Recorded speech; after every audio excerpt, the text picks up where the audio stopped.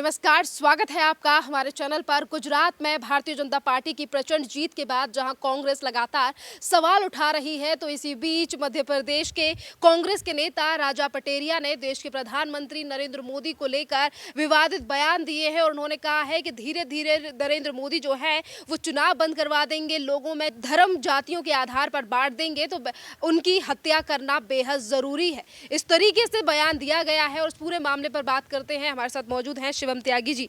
Sir, कैसे देख रहे हैं? कांग्रेस के तमाम नेता प्रधानमंत्री को लेकर अलग अलग बयान तो देते रहते हैं, पर आज हत्या की साजिश रची जा रही है। देखिए, नरेंद्र मोदी को जिस तरीके से इस देश की विपक्ष खास तौर पे देखती है, मुझे ऐसा लगता है कि वो उनको जिंदा तो बिल्कुल नहीं चाहते हैं।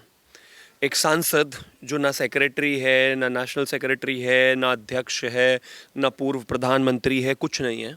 उसके पीछे पूरी कांग्रेस जो है भारत को जोड़ने के लिए निकली हुई है। वो मात्र एक सांसद है, लेकिन क्यों जोड़ने के लिए निकली हुई? क्योंकि वो गांधी परिवार का बेटा है। अब गांधी परिवार के बेटे को अगर इस देश का प्रधानमंत्री बनाना है, तो जो एग्जिस्टिंग प्रधानमंत्री है उनका जिंदा रहते हुए तो ये संभव नहीं है। पूरी कांग्रेस मिलकर किसी भी तरीके से चाहती है कि मोदी को खत्म कर दिया जाए, मोदी को मार दिया जाए, मोदी को मौत के घाट उतार दिया जाए। और ये सब एक बार का नहीं है। ऐसा नहीं है कि राजा पटेरिया ने पहली बार कहा है। आपको याद होगा, पाकिस्तान में जाकर जब अगर जो है मणिशंकर अय्यर ये कहेंगे कि मोदी को हटाने में हमारी मदद कीजिए, तो क्या वो वहाँ के आतंकवादियों से मदद मांग रहे थे कि मोदी पर हमला करके मोदी को मार दो ताकि हमारी मदद हो जाए? जब सलमान खुर्शीद कहेंगे कि पड़ोसी अच्छा नहीं है, तो वो क्या चाहते हैं? वो आतंकवादियों को ये कहना चाहते हैं कि आप हमारे साथ मिलकर मोदी को मार दीजिए। मोदी की औकात की बात करने वाले गुजरात के एक नेता गुजरात चुनाव में कहते थे कि उसकी औकात नहीं है। मणिशंकर अय्यर वो यहाँ पर आकर चाय बेच सकता है। मौत का सौदागर से लेकर पता नहीं क्या क्या चीज़ें इस देश के प्रधानमंत्री को झेलनी पड़ी है। मुझे एक चीज़ इस देश की जनता से और प्यारा हिंदुस्तान के दर्शकों से समझनी है कि ये जो लोग हैं जिनको 58 साल तक इस देश की जनता ने अपने सर पे बिठा के रखा, एक एक परिवार के नाना जी को प्रधानमंत्री बनाया, उनकी बेटी को प्रधानमंत्री बनाया, फिर बेटी के बेटे को प्रधानमंत्री बनाया, फिर उसकी बहू सुपर सीएम बनी। उनकी 5वीं 6ठी पीढ़ी में से बस एक लड़का, जो हारा हुआ लड़का है, जो अमेठी से भाग गया है वायनाड, वो पिछले कुछ 10 साल से प्रधानमंत्री नहीं बन पाया। तो जो इस देश का एग्जिस्टिंग डेमोक्रेटिक तरीके से चुने हुए प्रधानमंत्री हैं, वो उसको मार देना चाहते हैं, खत्म कर देना चाहते हैं। भारतीय जनता पार्टी हो और जनसंघ हो, 1951 के बाद से इस देश में उनको सरकार में आने में, मेरा ख्याल जहाँ तक मुझे याद है 77 में पहली बार आई थी सरकार। और उसके बाद जनसंघ की, फिर उसके बाद जो है तमाम चीज़ें हुई और भारतीय जनता पार्टी की फिर अटल जी के समय में सरकार आई और फिर 2014 में पूर्ण बहुमत की सरकार आई।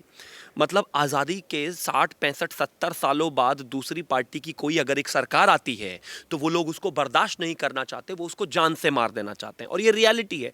भाव इनके अंदर ऐसे ही हैं, क्योंकि इनका जो राजा है, जो राजा का बेटा है, जो इनका शहजादा है, वो प्रधानमंत्री नहीं बन पा रहा है, तो किसी भी तरीके से इनको जान से मार दो। ये जो सोच है, ये वाकई बहुत हद तक सत्य है। और जिस तरीके से कांग्रेस के अब तक के कर्म रहे हैं, वो बिल्कुल सच है। इस देश ने 2 प्रधानमंत्री पहले खोए हैं, वो किसी भी पार्टी और किसी कहीं से भी रहे हों, ये इस देश का नुकसान था। लेकिन इस देश के प्रधानमंत्री को, तीसरे प्रधानमंत्री को ऐसा वही लोग बनाना चाहते हैं जिनके परिवार से 2 लोग गए हैं। मुझे लगता है इससे ज़्यादा शर्म की कोई बात हो नहीं सकती। और इससे ज़्यादा ज़रूरी ये भी है कि हम देखें कि लोकतांत्रिक रूप से चुना हुआ प्रधानमंत्री भी इस देश में कथित हिटलर परिवार को बर्दाश्त नहीं है। वो चाहते हैं कि उसको कैसे भी हटा दिया जाए, मार दिया जाए। सर, लोकतंत्र को बचाना है तो मोदी की हत्या करनी पड़ेगी। लोकतंत्र कहाँ से बचेगा अगर हत्या कर दी जाएगी? इस तरीके से ये प्लान बनाए जा रहे हैं। देखिए, लोकतंत्र कुछ नहीं है। लोकतंत्र की आड़ में बस आप इतना समझ लीजिए, सीधा सीधा किसी भी तरीके से कांग्रेस यानी कि गांधी यानी कि नेहरू परिवार को सत्ता में लाना है। जब तक ये सत्ता में थे, लूट खसोट कर रहे थे, 2G 3G कर रहे थे, तब तक ये तमाम चीज़ें कर रहे थे, बोफोर्स कर रहे थे।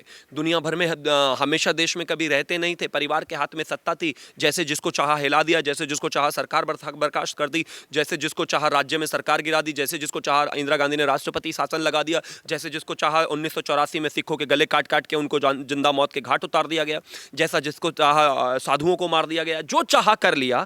तो जब तक लोकतंत्र जिंदा था, आज आप कोई सरकार किसी भी तरीके से रातों रात हटा के किसी भी चीफ मिनिस्टर को वहाँ पर राष्ट्रपति शासन नहीं लगाया जाता तो लोकतंत्र खत्म हो गया है। वहाँ पर सिर्फ एक परिवार की नहीं चलती तो लोकतंत्र खत्म हो गया है। सरकार इटली से नहीं चलती तो लोकतंत्र खत्म हो गया है। और नाना जी के बेटी जी के बेटा जी की बहू जी, और फिर उसके बाद उनकी बहू सुपर पीएम बने, अगर ये सब है तो लोकतंत्र है। लेकिन एक गरीब चाय वाले का बेटा, चाय वाला अगर प्रधानमंत्री बनता है तो लोकतंत्र खत्म हो गया। लेकिन इस देश की जनता जानती है कि इस देश की खूबसूरती ही यही है। इस देश के प्रधानमंत्री ने जितना इस देश के लिए किया है, मुझे लगता है शायद ही इस देश में किसी ने किया हो, भूतो न भविष्यति, वो संभव नहीं है।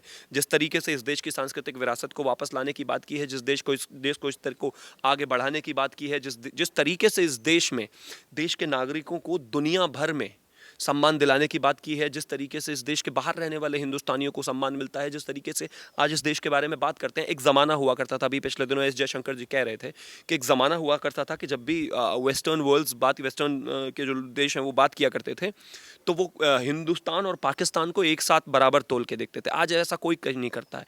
हिंदुस्तान कहाँ है, पाकिस्तान कहाँ है, ये सब देख रहे हैं। इतनी तमाम चीज़ें इस देश के लिए हो रही हैं। गरीब आज गरीब नहीं रह जा रहा है। इकॉनमी इतने बुरे हाल के बाद भी दुनिया में बहुत बेहतर प्रदर्शन कर रही है। हम सांस्कृतिक तौर पर मजबूत हुए हैं, हम राष्ट्र के तौर पर मजबूत हुए हैं, एक हुए हैं। 370 जैसी चीज़ गई है, राम मंदिर जैसा फैसला आया है, तमाम चीज़ें आई हैं, 3 तलाक गया है।